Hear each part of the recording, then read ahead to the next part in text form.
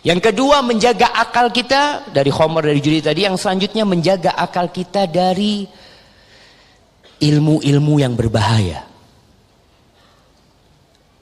Sayang nih akal kita kalau akhirnya kita pakai untuk ilmu filsafat, ilmu kalam. Antum ngaji Quran dulu lah. Anak kepingin belajar filsafat, udah hafal Qurannya? Belum, sudah jangan belajar filsafat. Qurannya dihafalin dulu. Udah hafal Quran, sudah selesai nggak Sahih Bukhari?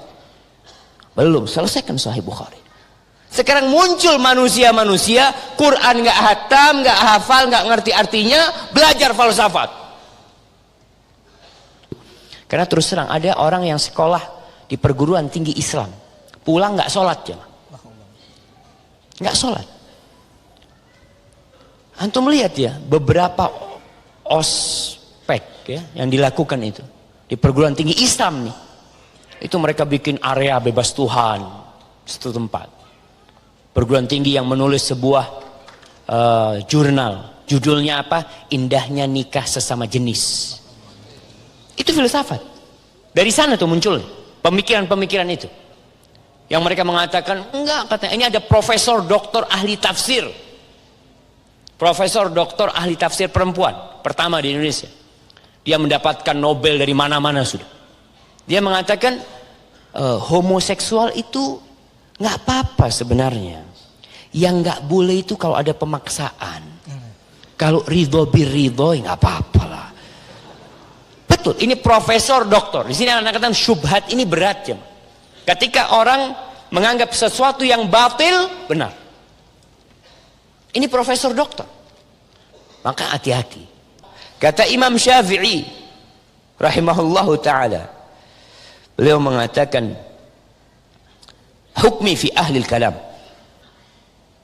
hukumanku, vonisku untuk orang yang belajar ilmu kalam, ayyudrabu bil jarid, dipukul dengan pelepah kurma, wa yutafu bihim fil asyair, dibawa keliling ke kampung-kampung, wuyunada alaihim, dan diumumkan nih, ini pahala atau balasan, hadza jazaa'u man tarakal kitab was sunnah, ini balasan untuk orang yang meninggalkan Al-Quran dan sunnah, wa aqbala alal kalam, dan belajar filsafat.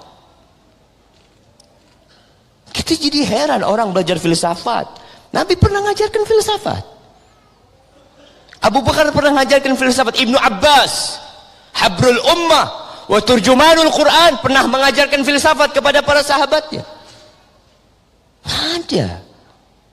Maka kata Imam Syafi'i, nih balasan buat orang yang belajar filsafat, ilmu kalam, macam-macam, kecuali antum sudah hafal Quran, kecuali antum sudah mantap dalam sunnah. Anda sudah selesai Kutubus Sittah, Anda sudah selesai dengan Sahih Bukhari, Sahih Muslim, kemudian Sunan Abi Dawud, Jami'ut Tirmidzi, Sunanun Nasa'i, kemudian Sunan Ibni Majah. Udah selesai semua nih.